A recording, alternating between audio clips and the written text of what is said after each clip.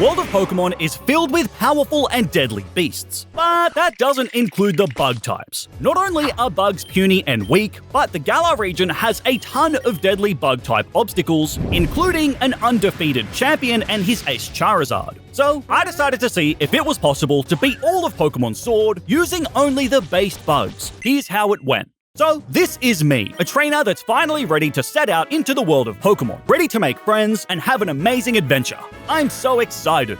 Ha! Have a look at you, Bug Freak. Wait, what did you call me? My name isn't Bug Freak, it's nah. You definitely seem like a Bug Freak to me. This is our charming neighbor, Hop. And despite always being eclipsed by his older brother, he insists on calling me a gross Bug Freak. And I can't let that slide. Thankfully, we get to meet Hop's older and way better brother right outside Wedgehurst Station. Oh wow, Champion Leon, it's such an honor to meet you. Ah, so you're the Bug Freak that Hop keeps telling me about. Wait, why is everyone calling me that? You don't think I'm a freak, do you, Charizard?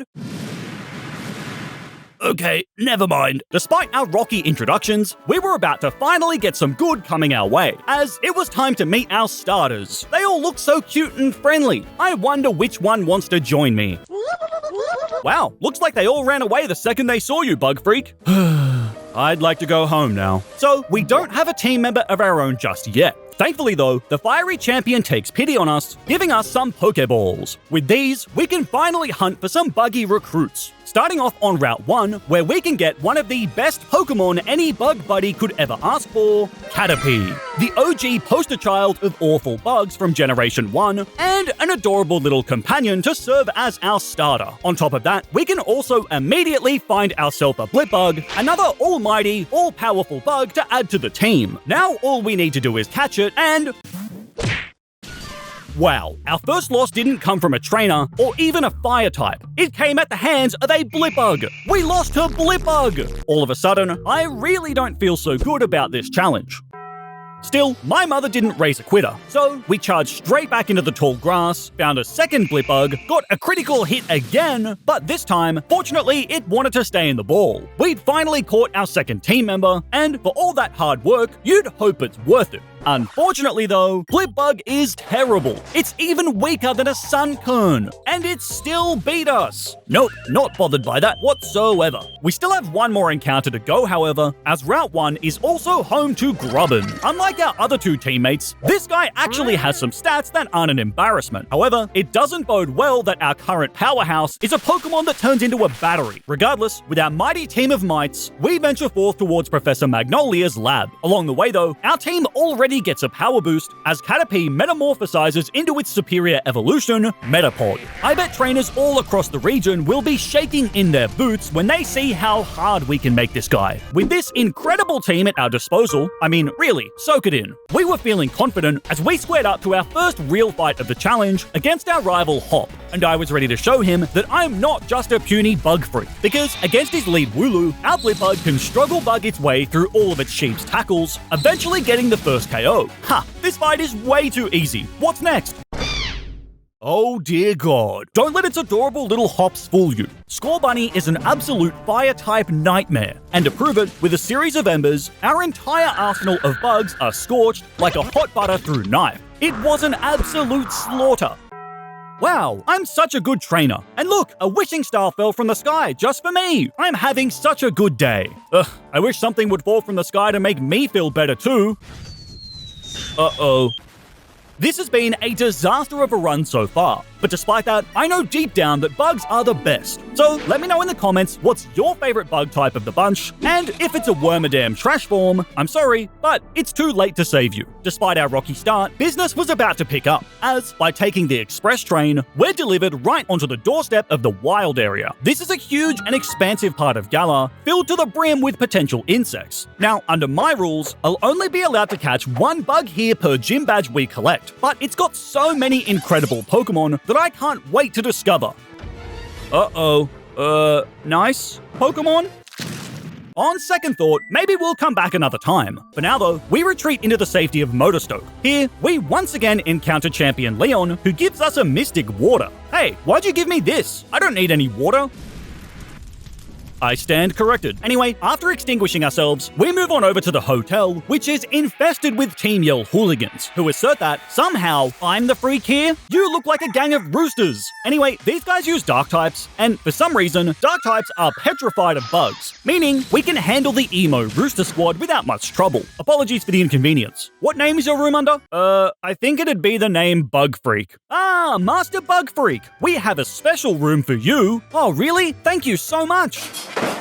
I hate it here. Anyway, with the opening ceremony now complete, now it's time for us to take on the gym challenge. With all of these extra rules on top, as well as being stuck with only insects, this challenge was going to be hellish. But you know what? I still believe. If we have the heart, the perseverance, and maybe just a little luck, we could defy all expectations and become truly unstoppable. Oh god, Hop wants to battle again, doesn't he? Yep, okay, why am I even surprised? While we managed to get past Hop's spherical sheep once again, his score bunny is such a pain. We just don't have what it takes to even come close to beating it. But even worse is, unlike last time, we actually have to win this fight to progress. Hop is literally styling on us, and we haven't even gotten our first gym badge yet. Our team of goobers needed to be whipped into shape if we were going to get anywhere. So we backtracked to the wild area to do some necessary grinding. And this is huge for us, because as bugs tend to evolve early, we have a bunch of evolutions already lined up for us. The first of which is Metapod shedding its cocoon, becoming the lovely Butterfree, followed by our useless Blipbug becoming worth a damn as it transforms into the D20 psychic bug, Dottler. With such a boost to the team, this time I knew things would be different. Things would be... Wait, who are you guys waving at? Anyway, it's time for our rematch with our blood rival. Thanks to the evolution, Dottler now tanks hits way better, and can now set up a Reflect to reduce Hop's hits even further. On top of that, Confusion does a lot more damage now too, so we can comfortably chip away at Wooloo before taking it out with a Vice Grip from Grubbin. Next in is Score Bunny, and even though it's a ferocious fiery rabbit, I forgot to mention one vital piece of information. Hop is an idiot. Seriously, this guy doesn't even go for Ember once. Because of that, a series of mud slaps from our Beetle are all we need to bury Hop's ace. Last is his Rookidee, and Hop's 2 brain cells finally do spark, helping him decipher that he can get the kill with Peck. But we're well equipped with Dottler. Another Reflect on the following turn, followed by a Confusion and Gust combo from our Butterfree, gets us our first win against Hop. Ugh, you just got lucky. You'll be no match for me down the line, freak. Dude, you had a flaming bunny and a bird, and you still lost. Take your L to go. My bugs and I despise fire and flying types, but the one thing that we hate even more than that is the perils of Christmas shopping. The hardest part about the Christmas season is deciding what gifts to buy. How are you meant to know what a distant relative or co-worker would want? However, I have the perfect solution to that problem thanks to our channel partner, Sakura Co. Seriously, Sakura Co is a Christmas cheat code. They collect delicious, authentic Japanese snacks from across the country and ship them directly to your door, making it the perfect Christmas present for anyone in your life who has an interest in Japan or simply likes snacks. Gifting someone a box of chocolates from the grocery store is low effort and a little embarrassing. But gifting someone a box full of Japanese snacks that they've never even tried before is far more exciting and will make you look like an amazingly thoughtful gift giver. Each box includes 20 of the tastiest snacks, along with a piece of tableware and a guidebook that explains what each item is and where it's from. You can buy a single box or a monthly subscription if you'd like to give someone a gift that keeps on giving for months to come. Each month, there are new snacks and a new theme to enjoy, and for me, opening up this box has quickly become the highlight of each month. So, make your Christmas shopping easy by checking out Sakura Co. And to help you save some money, use my link in the description or enter the code Keegan at the checkout to save $5 off your first box. On top of that, it also works with Tokyo Treat boxes, so give the gift of Japanese deliciousness this Christmas with Sakura Co. With Hop taken care of, now we're able to move onwards through Route 3 and into the first Galar mine, where, in the midst of the caves, we find this charming character, Bede. Ew, what a repulsive creature. Who let you into my presence? Can I just go past you? Or I wouldn't dare let someone who dresses all in one color get past me. That'd be a crime against Galar. Clearly, we've agitated the Pink Panther into battle, but thankfully, similar to the sour squad that is Team Yell, Bede also has a crippling fear of bugs. On top of that, we have a psychic bug ourselves who proceeds to sweep through Bede's entire squad with a series of struggle bugs. Out of the mines and onto Route 4, and it's here that we have another teammate at our disposal, as in the random grass, we're able to find ourselves a cutie fly. This thing is so tiny. However, it definitely packs a punch, as Bug Fairy is an awesome type combination that is going to be incredibly useful later on. With 2 big wins under our belt, as well as a new teammate, things had been going surprisingly well for us. That is, until we were struck by a runaway Wooloo. Oh man, that's gonna leave a mark. Sorry, Bug Freak, this Wooloo just hates anyone that it deems pathetic. Yet, they've never attacked a human before. You must be super pathetic. This is Milo, the leader of the first gym in Turfield, where we've just arrived. For the gym challenge, our goal is to befriend the Wooloo, although the Wooloo are so disgusted by us that they just roll their way through everything just to get away from us. Well, hey, at least they aren't rolling towards me this time. Oh god, wait! With some ice under our eyes, it was time to take on the first gym leader. He might have unleashed his Wooloo onto us, but trust me, that did more damage to me than his Pokemon will, because Milo specializes in grass types, which bugs literally eat for breakfast. 2 struggle bugs KO Gossifleur easily, and even when his Ace Eldegoss Dynamaxes, its max overgrowths literally do 8 damage. How embarrassing. Milo does manage to get a lucky critical hit, but we stall out the Dynamax turns comfortably, and our die-shaped bug manages to roll a natural 20 onto Milo's weeds, giving us the easy win. That was such a decisive victory, and we finally had our first gym badge. Surely now some people might start to respect us. Bug Freak, is it true that a meteor struck you from the sky because Arceus knows how much of an abomination you are? Don't you want to ask me about my gym victory? Why would we care about some sacrilegious Bug Freak? You're a laughingstock. Alright, I was starting to get a little frustrated, so it's good to let off some steam. Thankfully, not only do we have a punching bag up ahead on Route 5, we also have a new teammate ready to square up. Cutiefly might be adorable to us, but to Team Yell, it's practically the devil, as we smooch our way through their entire team. Speaking of revenge, standing in the middle of the bridge is Hop. Though he has a buffed up team this time around, at this point we were on the up. By no means is it too easy, as his newly evolved Corvisquire and Reboot do decent damage respectively, but we still managed to prevail, giving us 2 wins in a row. More importantly though, after the battle, our Grubbin reaches level 20, causing it to upgrade into its second form, Charjabug, who is going to be very useful as we arrived in our next destination, Holbury. Ah, what a lovely day in my seaside town. Ew, what's that smell? Are you the gym leader? Ah, it's you! You're that pathetic stench that Wooloo was telling me about. Ugh, what does that Wooloo have against me? We've got the attention of our next major opponent, as now it was time for us to go on and face Nessa, the water-type specialist. Unlike Milo and his measly grass types, this fight wouldn't be easy, as Nessa's ace is a threatening rock-type, Dreadnought. Regardless, after putting Cutiefly on the bench to make this an even 3-on-3, we stepped up to face Nessa. Nessa's Goldeen barely does any damage with Water Pulse, before we fry that fish with a spark, no problem. Second in is Arrokuda, and while it's fast and powerful, it too is quickly disposed of, and this fight is going amazingly.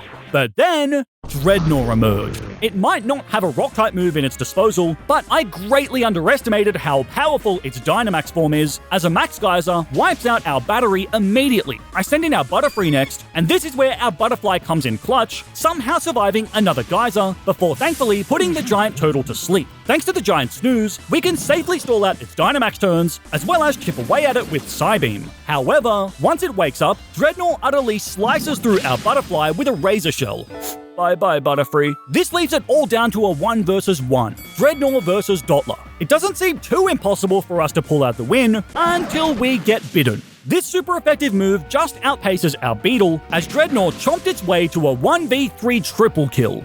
We had lost. And what's even worse is that bugs are supposed to be good in the early game, yet we still can't win with this team. So what can we do? Well, we do have one option. By heading back into the yellow grass of Route 4, there's another bug that we can find hidden away, Doltic. This little electric guy is one of my favorite bugs in all of Pokemon, but more importantly, it's the key in our rematch with Nessa, because I have a devilish plan to cook up. First, we start by boosting our speed with agility. It's a little risky as we could end up taking a lot of damage, but Nessa seems like she just wants to take her fish out on a race, as she just goes for agility too. This means that we can maximize our speed before using Electro Ball, a move that does more damage the faster you are. And based on our boosted speed, we can clean up her first 2 fish no problem. A Dynamax Dreadnought still manages to take a hit fairly comfortably and take out our little electric arachnid, but it did its job perfectly. As from here, Butterfree can paralyze the giant Dynamax turtle, and once it returns to normal size, Charjabug finishes the rocky pest with a spark once and for all. It took 2 tries, but with that, we'd earned badge number 2. And with that accolade, it looks like we're finally getting some respect around here, as Chairman Rose invites us for a meal in the Seafood Tavern. Wow, Mr. Rose, I'm such a huge fan. Shut it, you insect-loving abomination. There's no way that I'm going to stand for filth like you trying to become the Galar champion. So stop it now, and especially stop bothering my young protege. Wait, what are you doing here? I don't want to be around you, you disgusting bug boy. Sorry, Bede, I've got a bone to pick with someone right now. Our bugs absolutely tore Bede's psychic types to shreds, and permanently scarred the heir apparent of the Galar region into never insulting us again. And speaking of people that I have a bone to pick with, Team Yell once again stands in our way, so we drain the souls of every single one of their dark types. Team Yell might never be able to walk again, but more importantly, our Cutiefly reached level 25, evolving into the VGC menace, Robombi. It's a fast and powerful glass cannon, giving our team a huge upgrade. Things were looking on the up for our band of bugs. Well, that was until he arrived. Kabu. Apparently, a lot of trainers give up their gym challenge against him because he's just that powerful, and considering his team, it's an absolute nightmare for us. 3 fully evolved and powerful fire types that will definitely burn every single bug of ours to a crisp. However, before we deal with that, first we get to meet Marnie. Oh, are you the bug freak that's been taking on Team Yell? I'm really sorry. No, not at all, Marnie. I'm just glad that someone actually treats me kindly, and sorry that I didn't beat the life out of you myself, that is. Morpeko, rip his head off. With a fresh night's sleep and a few new stitches, it was time for us to approach the 3rd gym, our toughest obstacle yet. During the gym challenge though, we have to catch fire types, and while we have an interesting history with fire types, there is one solace in this gym as we find ourselves a Sizzlipede. This dude is a little cutie, but unfortunately, he's not going to be much use at the next hurdle. We were about to face Hellfire and Brimstone as our gym challenge reached its early game climax. We stepped up to Kabu with the best trio I could possibly assemble, but it's no use. We got annihilated. Honestly, this fight is so rough for us. I tried to do some chip damage with Struggle Bug onto Ninetales, but unfortunately, none of our bugs compare to the firepower of Kabu's trio. And even on the off chance that we do get past Ninetales, the Arcanine that follows absolutely stonewalls us. Fast and powerful flame wheels rip through our bugs like a butter hot knife through, and it was an embarrassing loss. We got absolutely crushed in this gym fight, with the crowd cheering on Kabu no less. And after everything we've had to endure so far, this loss broke something in me. This fight is so hard. Taking out these 3 powerful fire types with only 3 bugs just seems impossible. I was determined to prove the bug naysayers wrong, but to do that, we needed a newer, sturdier team to withstand all of Kabu's heat. So, by backtracking to the wild area, we have the opportunity to find a new teammate, Combi. Wait, sorry, this one actually sucks, even by my low standards. But thankfully, soon after, we find ourselves a much more useful female combi. This one is a diamond amongst a sea of coal, as we can immediately evolve it into its final form, Vespiquen. And while its typing does make it susceptible to Kabu's flames, it has some very reliable defense stats that at least give us a fighting chance. However, Vespiquen can't do it alone, as there's another new teammate I want to add, as in the 2nd Galar mine, we can find the iconic titan of defense itself, Shuckle. The sturdiest bug of them all, the ultimate support Pokemon that, given its neutrality to fire types, is pivotal in our conquest of obtaining the 3rd badge. But these new additions and Butterfree can't do it alone. So I went on a multi-day journey, pestering the Super Wattage brothers until we get ourselves the TRs for Toxic Spikes and Stealth Rock, taught to our Queen Bee and Berry Bug respectively. Our team also all learned the move Protect, which we brought in Motorstoke, which will be a very critical part of our game plan. And after equipping some held items to our team, we were finally ready. Despite being utterly outclassed by Kabu in our last fight, I was determined to win by any means necessary, even if it means getting a little cheesy. Our entire plan hinges on our newest teammate, as Shuckle don't buckle, baby. While we take a Will-O-Wisp on the first turn, this allows us to set up Stealth Rock, which will do big damage to Kabu's fire types on entry. The next turn, Ninetales traps us with Fire Spin, which is a little spooky, but we can counteract with some more Struggle Bugs. Though it does literally no damage, it does lower Ninetales' special attack. Once our HP gets low though, we can use Rest to fully heal before waking up with Shuckle's Chesto Berry. Once we're free from Fire Spin, I switch into our Queen. Thanks to Shuckle's Struggle Bugs, Ninetales' attacks aren't doing a huge amount of damage, meaning we can also set up 2 layers of Toxic Spikes, as well well as store with aromatherapy to help us remove any burns. On top of that, Confuse Ray can try and make Ninetales hit itself. Once Vespiquen is free from Fire Spin, this paves the way for our final teammate to hit the field, and here's the nasty little twist to our game plan that Butterfree can provide. Whirlwind. This sends Ninetales flying into the sky, bringing in Center Scorch way earlier, and it takes huge damage from Stealth Rock while also becoming poisoned by Toxic Spikes. But trust me, while everything so far has gone according to plan, this is still horrifying, as Kabu immediately Gigantamaxes, and his big bug wants blood. I protect to mitigate as much damage as I can, as Center Scorch fires up a G-Max Centinferno, and we just survive! Butterfree not only holds strong, but on the next turn, it outspeeds and brings the giant pest into the red with an Air Slash. While we do fall to another G-Max Centinferno, this is more than enough as the poison damage finishes off Kabu's ace, giving us our first KO. This leaves him with 2 remaining Pokemon who are powerful, yet, need I remind you, Shockle, don't buckle. The combination of Protect and Rest are absolutely killer, as our Rocky Bug comfortably stalls out the competition, with both Arcanine and Ninetales eventually succumbing to poison. With that, we'd absolutely styled on the Fire-type aficionado, earning us badge number 3 in the cheesiest way possible. You'd better like and subscribe to honor the work that Shockle put in there. And don't worry, he'll wait until you do. Having overcome the odds like that, surely we'd get a crumb of respect from our peers now. Oh my god, Bug Freak, that was amazing! Oh Hop, thank you so much! I'm so thrilled to finally have badge number 3! What? I wasn't talking about you! Kabu was so fantastic! Who'd have thought he'd bring out Center Scorch that early?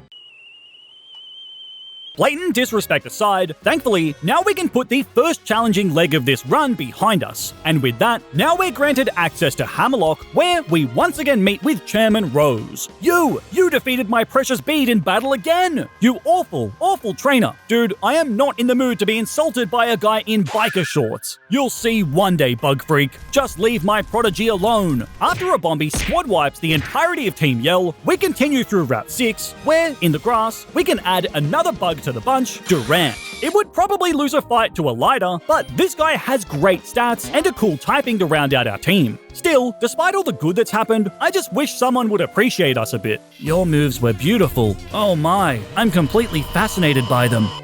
Maybe appreciation's not all it's cracked up to be. You stay away from me. We retreat to safety in Stow-on-Side, where, after our Dottler reaches level 30, it evolves into the awesome unidentified flying bug, Orbeetle. The 4th gym is also here, and in Pokémon Sword, that's the fighting type specialist, B. However, our team has access to plenty of secondary typings that give us a huge advantage in this fight. As a result, we were able to cruise through this battle against B in no time at all, yielding us badge 4. Come on, Copperaja, break through this wall already so we can evade that rancid Bug Freak. Dude, stop calling me that. I don't care what Chairman Rose says, I'm going to end this dude. And Durant is exactly who I need for the job, as a series of X-Scissors absolutely destroys every single Psychic type on Bede's team. Chairman Rose, this bug boy won't stop harassing me. Do something. Sorry, Bede. There were witnesses to that battle, and everyone saw how badly you got beat. Guards, eliminate him immediately.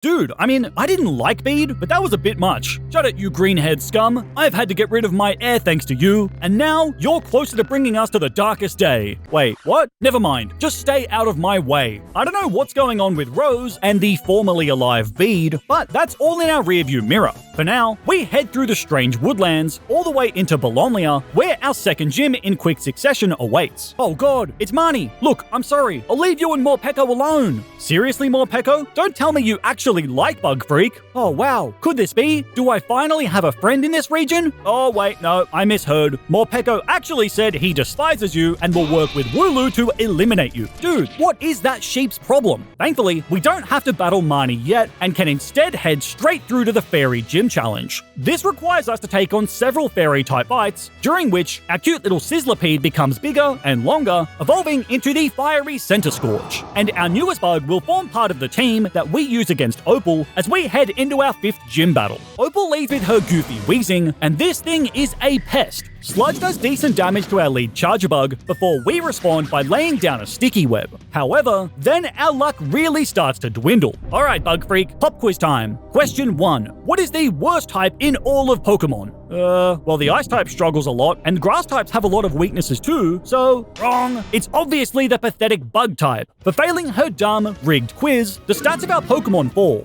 I don't know where she got these powers, but she's clearly cheating. And to make matters worse, the next sludge leaves us poisoned. Are you kidding me? While Charjabug's Spark does leave Weezing paralyzed, thanks to our lowered speed, Opal still outpaces us, wiping out our little battery. Thankfully though, our Durant can square up for a quick revenge KO as a single Metal Claw sends Weezing to its grave. And as Opal sent in her Mawile, it felt like things were back under control. That was until... Alright, question 2. What would be the best Pokemon to use against Malamar?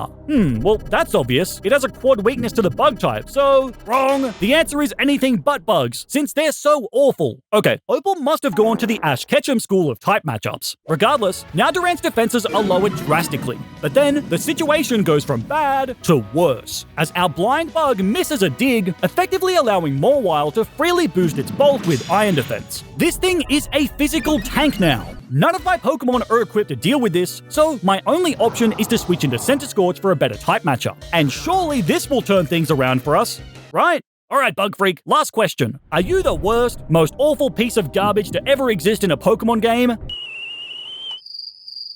Your nose is so big that it has its own gravitational pull. Wrong answer. Alright, this has gotten out of hand. First, I switch into Shuckle to remove our stat drops, before going back into Center Scorch to begin our counterattack. Thankfully, by using Coil twice, we can boost our own attack and defense, allowing us to just outpace Mawile, getting the KO with Center Scorch on the brink of death. We're not out of the woods yet though, because Togekiss is next, an aerial assassin that also has ancient power at its disposal. But come on, there's no chance it'll get an Omni boost, right? Thankfully, that's not the case. Center Scorch does fall, but it did its job, and Durant can come back in afterwards, with a Metal Claw getting the one-shot. This leaves Opal with only her Dynamax Wedding Cake, Alcremie, which is a huge threat, so I go into our Shuckle to try and withstand the Dynamax turns. It does have decent firepower, but Alcremie broke the #1 rule of every bug specialist. Shuckle, don't buckle, because Shuckle uses a crazy move called Power Split. This takes Shuckle's measly attack stat and shares it with Alcremie, basically halving its damage output. And this makes a huge difference, as Durant can now withstand its draining kisses before a series of Metal Claws crush that dessert. The odds were completely stacked against us thanks to Opal's rigged quiz, but that didn't stop us from obtaining badge number 5. Honestly, ever since beating Kabu, we've been on a roll. I started believing that nothing would stand in our way on the path to buggy domination. But then, Hop showed up. We've taken him on several times already, but there's one big difference now.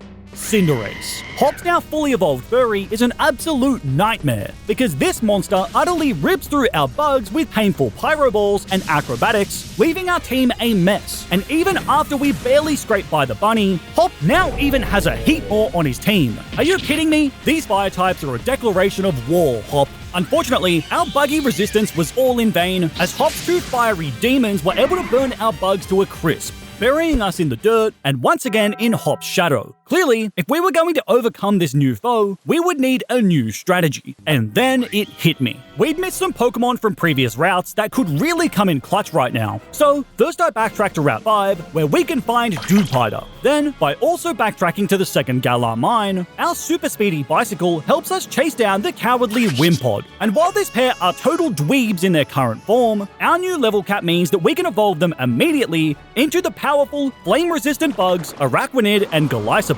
With 2 wet bugs on our team, now we were ready to square up against Hop and his fire types. And this makes all the difference, as this time, our team is far more equipped to deal with Hop's upgraded team, giving us a very comfortable win this time around. With Hop once again back in the dumpster where he belongs, we continued traveling north until reaching our next destination, Sir Chester City. And this is an important location for us, as there's something huge going on inside the hotel. Alright guys, there's a mystery to be solved. Who's the culprit? Can I help? Ah, a bug freak! Forget the case! Everybody run! Why does this keep happening to me? Regardless, now we've got access to the wide lens, an item that increases accuracy, which is important because our Durant was born with lowered accuracy thanks to its hustle ability, and our insurance plan doesn't cover prescription glasses. However, giving it the wide lens is a solid workaround. With that taken care of, we headed for the Sir Chester Gym, where we've got another problem to take care of. See, if we were in Pokemon Shield, we'd have Big Mummy Melanie to deal with. Unfortunately for us though, we suffer the fate of being a bug freak. So, we're stuck against the Rock-type specialist, Gordy. And this is an awful matchup for us, made even worse by his ace, Colossal, who can basically deal with any of our Pokemon. Regardless, with our our 2 new water bugs, along with Rabombi and Durant, we stepped up to face gym fight number 6. His lead Barbaracle is horrifyingly dangerous, but our fairy has a great counter, as Magical Leaf does huge damage. However, things start looking ominous as Barbaracle shell smashes, doubling its speed and offense. With this boost, a single Razor Shell is all Gordy needs to slice our bug to pieces and draw first blood. This thing could easily slaughter our entire team. We desperately need an answer, and thankfully, Golisopod comes in clutch, as its first impression move has priority, letting us outpace Barbaracle and avoid having our entire team swept. Next is Gordy's own Shockle, a pale imitation of our true king. It barely does anything with its Rock Tomb, allowing us to Swords Dance, powering up our Isopod before a Razor Shell decimates Shockle in a single shot. Gordy's Stonjourner also suffers a similar speedy death, leaving him with only his ace, Colossal. But we have 2 water types, so this should be a breeze, right? Well, a Max Flare forces our Golisopod to leave the field due to its emergency exit ability. So, on the next turn, I bring our Armored Beetle back in, sacrificing it in the process. Then, by sending a Araquanid in next, I was hoping to bait out a Rock-type move, which my incoming Durant can comfortably eat. This all sounds great, except for the fact that Colossal is so powerful that it knocks it out in one shot. And unfortunately, the Max Flare means that the sun is up, nerfing our Araquanid. As a result, Colossal quickly finishes the fight, burying us under an onslaught of Rock Tombs. Seriously? We lost again? Just as it felt like we were building momentum, things had started to fall apart. Could it be that our bugs just aren't built for this? No, of course not. I can't be thinking like that. Instead, I went back to the drawing board, and after building a new plan, I went in search of our next new bug, Joltik, or more specifically, its evolution, the awesome arachnid, Galvantula. Now equipped with our duo of spiders, along with Durant and Golisopod, we return to Gordy in search of revenge. Ha! Look everyone, it's the gross bug freak. I'll be sure to crush you for good this time. Just be glad that your mummy isn't here to see her baby boy get embarrassed. In our rematch, the improvements in our team are immediately noticeable, as not only does Galvantula wipe out Barbaracle with a pair of discharges, but it can also set up Sticky Web against Shockle. While our electrified spider ultimately does fall to Rock Tomb, this allows us to safely bring in Golisopod, and this thing puts in a shift, finishing Shockle with Razor Shell, then setting up a Swords Dance against Stonjourner before sucker punching Stonjourner into its grave. Once again, Gordy was down to only his ace, the Pokemon who decimated us last time. However, despite Colossal's threatening aura, the Sticky Web that we set up earlier means that we outspeed, and even in its Dynamax form, a single Razor Shell slices through the volcanic monster, capping off our dominant revenge on Gordy, and also earning us badge number 6. But I wasn't done seeking out revenge, because Hop is back once again.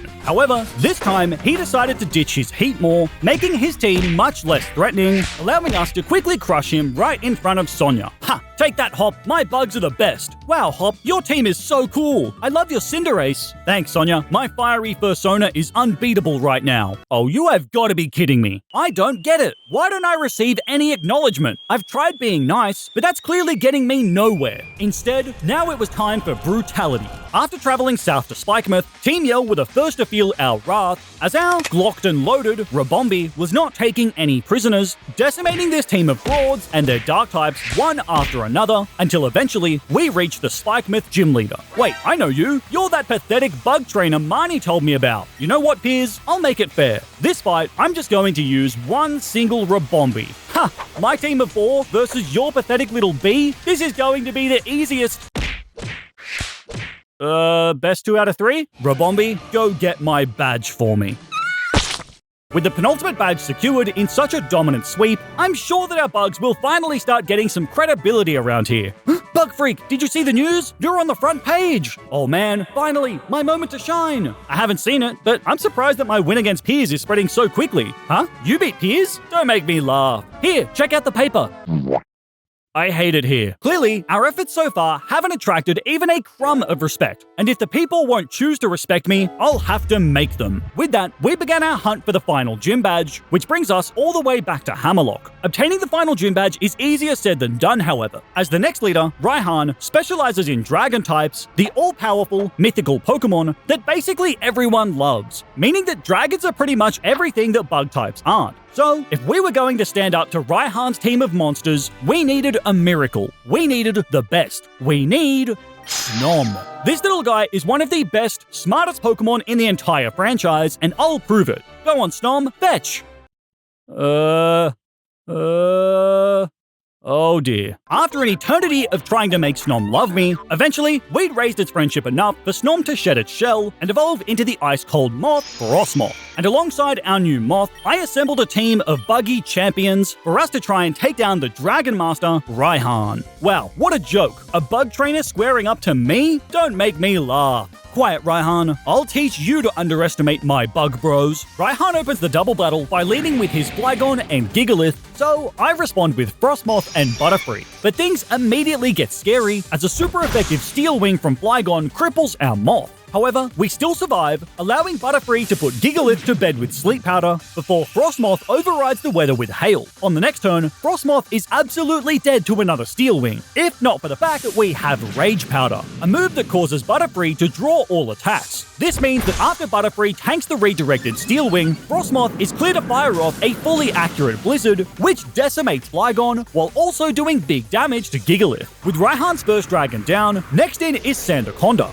Rage Powder once again saves Frostmoth as Butterfree jumps in front of the Fire Fang that would have melted our moth, causing it to go down in the process. But this sacrifice was absolutely necessary as it allows us to land a second Blizzard into the arena, yielding us a double kill in the process. I send in our Fairy next as Raihan is left with only his Duraludon. It may be a 2v1, but this thing is a deadly steel dragon who also has rock moves, making it a Giga threat. Thankfully though, Raihan targets Frostmoth, KOing it with Max Rock Ball, which lets Rabombi neuter the dragon with charms, harshly lowering its attack. Then, when Center Scorch hits the field, a Will-O-Wisp leaves Duraludon burned, nerfing it even more. While Center Scorch does get low in the process, Rabombi's Pollen Puff heals it back up, making Rabombi the perfect duo. This lets Center Scorch stay in the fight as we begin firing off Flame Wheels. With that, our plan had gone to perfection. And with one last dazzling gleam, Duraludon is conquered. Raihan was crushed, and we had obtained the 8th and final gym badge, as well as the undeniable respect of our peers. Wow, you did amazing in that fight. Good job, Raihan. Thanks, Hop. I really am great, aren't I? Wait, guys, did you not just see me win that battle?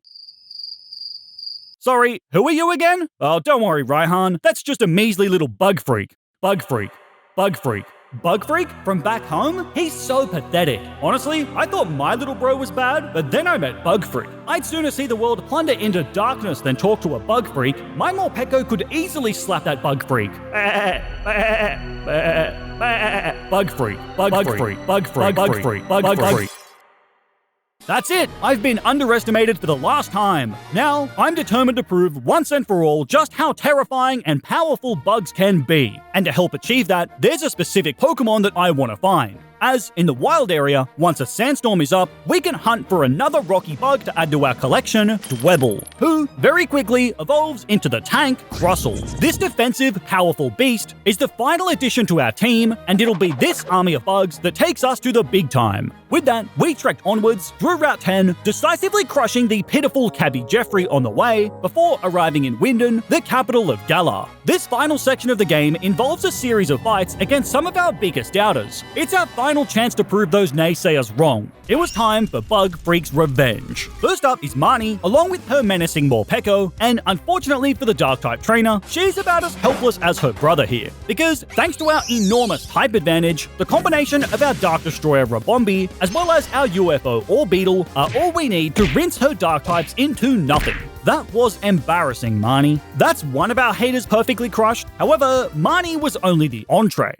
This couldn't be more perfect. I'm here at Winden, in front of millions, all ready to watch the total annihilation of some bug-kissing freak. Oh, sweet Hop, I hope you're wearing a diaper, because this is about to get very messy for you. Hop has possibly been the biggest bug bully of our entire journey, and while he may have an overpowered Dynamax Fire-type in his arsenal, it was time to make him pay. Hop leads with Dubwool, who starts by setting up Cotton Guards to boost its defense. However, this opens the window for our Shuckle to turn the battlefield into a minefield, laying down both Sticky Web as well as Stealth Rocks. Next, I switch into Vespiquen, who infects Dubwool with a deadly toxic poison, before also laying down toxic spikes all over the field. After which, our Queen falls, but it's already done its job, as now, Orbeetle can glide in and finish the sheep with Psychic. With all of our hazards on the field, our deadly trap for Hop has been set. The Corviknight that follows is immune to our hazards, but after a little pivoting, 2 discharges from Galvantula fry that bird. Then, when Snorlax hits the field, it gets crippled by our entry hazards and is left on a ticking time bomb. However, Hop still has his deadliest Pokemon in the back, so we need to make sure that we're ready. So, I bring in Orbeetle next, who tanks a high horsepower before boosting our defenses by setting up Reflect.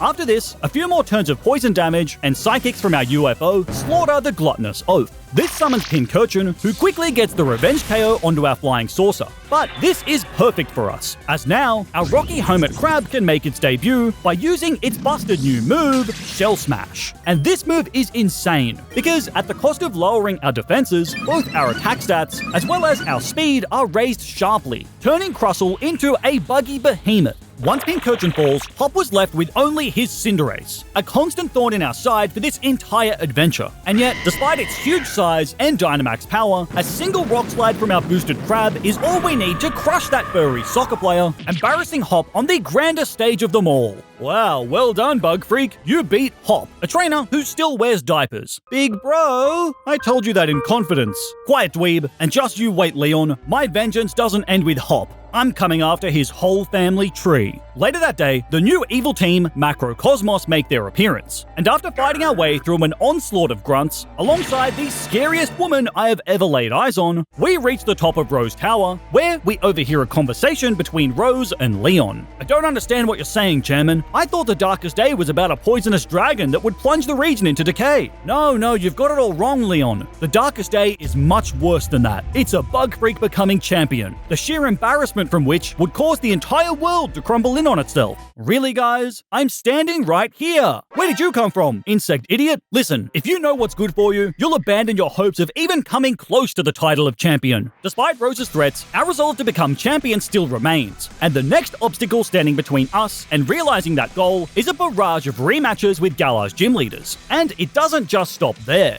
Bede? I thought you were dead. Of course not, you fool. I've been training. Endless days and nights. Training in caves. Training on mountains. All to prepare me for this moment. The moment that I finally defeat you. Oh dear God. How did you change your team? I got a bunch of fairies. My fairies! Back to training you go, Bede. With Bede sent back to the mountains, our next two fights are rematches with Nessa and Bede. First up is the Water Warrior, who I still haven't forgiven for beating us in our first battle. But this time, we're much more prepared, as after giving a Thunderstone to our squishy little Charger Bug, it evolves into the awesome Lightning Bug, Vikavolt. And thanks to our duo of electric bugs, this fight with Nessa becomes very straightforward, as her water types are brutally shocked into submission. And the fight that follows against Bede is a very similar story. After Vikavolt sets up a sticky web, we're clear to Volt Switch on Howlucha, bringing in our UFO. With webs up, Orbeetle can set up a Calm Mind before super effective psychics rip through her fighters no problem. Bede's Machamp does put up some resistance, but the rest of our team gradually wears it down until the Muscle Man falls, giving us another dominant win. As such, only one Gym Leader rematch remained. Raihan. Unlike the last two fights, Raihan has a diverse, weather-driven, powerful team of dragons that are even tougher than when we last battled. Despite that, I assumed my strongest set of 5 bugs before stepping up to the Dragon Master himself. Raihan's lead dragon, Torkoal, sets up the sun with its Strat ability, so we shut that down immediately by having Araquanid use Rain Dance. Look at him go. Araquanid really is schmoving. The rain ruins Torkoal's attempt at a Solar Beam, and after stalling for a turn, we drown out that turtle with Bubble Beam. Wanting to take advantage of the rain, Raihan sends out his Goodra next, and it wants blood, as a Thunder hits us for huge damage, causing Araquanid to go down. I then tried to take control of the fight by having Butterfree boost its stats with Quiver Dance. However, Goodra just decided to set up the rain again. Unfortunately, even with the boosts, Air Slash does barely any damage before a fully accurate Thunder from Goodra decimates another one of our bugs. This thing is scary. In the face of fear, however, our hope shines through. After Frostmoth tanks a big surf, we respond with Hail, turning the weather in our favor. Despite that, Goodra decides to just reset the rain anyway, as Frostmoth uses Quiver Dance, boosting our stats massively. Thanks to our increased bulk, as well as resetting the rain, Frostmoth comfortably eats a surf before continuing to boost our stats, eventually reaching +3. And after a Thunder leaves Frostmoth on only 10 HP, our Moth was ready for blood. With the hail pelting down, 3 blizzards quickly wipe out Raihan's next 3 dragons, back to back to back. However, then Duraludon hits the field, and this is where it gets dicey, as, of course, my bad luck guarantees that we miss a very crucial blizzard, causing Frostmoth to fall. This is really bad. Raihan's ace is so dangerous and still at full HP. Things then get even worse, as our Ribombee is only able to land a single charm to lower Duraludon's attack before it too goes down. This all leaves it in a 1v1, Center Scorch versus Duraludon. The dragon outspeeds, firing off a deadly quad-effective Stone Edge, and it misses! This slice of luck gives us a lifeline as we land a Will-O-Wisp, burning Duraludon and lowering its attack even further. And thanks to this, we can withstand its last few Stone Edges, and once the Steel Dragon is out of PP, we're all clear to melt down Raihan's ace with a barrage of Fire Lashes. That was incredibly lucky, but somehow our bugs had overcome a deadly team of dragons. Now the stage was set, us versus Leon, in the battle to finally prove ourselves. Except, Chairman Rose interrupts the proceedings. There's no way I'm letting a bug freak become champion, so I've planted the biggest bug bomb I could possibly buy at the hardware store. Soon, your bugs will be no more, and we will all be saved from the darkest day. Mwahahaha. Oh my god, he's going to kill all bugs! Guys, we have to do something! Well, hold on. Maybe we should hear Rose out and, screw it, I'll deal with it myself. So, we march to Hammerlock to confront Rose and put an end to his heinous plan of Bug Massacre. However, he has a team of Steel types, which is an incredibly difficult type matchup for bugs. At least, it would be, if not for our Center Scorch, because this fiery centipede just utterly decimates the majority of Rose's Steel types, bullying them into submission. And with the rest of our bugs all chipping in to deal with his Ace Copperaja, ultimately, Rose is very quickly put in a buggy body bag. After also easily slaying his pet Eternatus that he keeps on the roof, we defused the giant bug bomb, saving the lives of bugs everywhere. With that taken care of, only one last fight remained. One final hurdle for our bug types to overcome to claim the crown of champion and the respect of the people. However, standing before us is one of the toughest champions in all of Pokemon, fully equipped with a fire-flying ace that was practically built to crush bugs. He may have an overpowered, deadly team of 6, but I believed in our bugs, and so we stepped up to face him. This is Leon. The champ leads with Aegislash, which can be a threatening beast to try and conquer, but thankfully, we have a Vikavolt with a really big brain. Aegislash tries to King's Shield on turn 1, but we play around this by setting up a sticky web instead of attacking. Once Aegislash decides to actually attack, landing a big Shadow Ball, we respond with a Volt Switch, which not only brings Aegislash into the red, but also lets us bring in Durant. And this is important because when Leon tries to heal on the next turn, Durant can wipe Aegislash off the map with a single Shadow Claw. In response, Leon sends out Dragapult, who is just itching to melt our Durant with a flamethrower. So, instead of letting that happen, I switch out into our defensive tank, Shockle. Not only does it eat flamethrowers, but Shockle also manages to lay down Stealth Rock on the field. And while Shockle does get put into low health as a result, by taking a quick nap with rest, it heals us all the way back up before waking up thanks to our Chesto Berry. Despite this, Dragapult is still so deadly. After bringing in Crustle, we're only able to land one Rock Wrecker before losing our first bug to the Pseudo.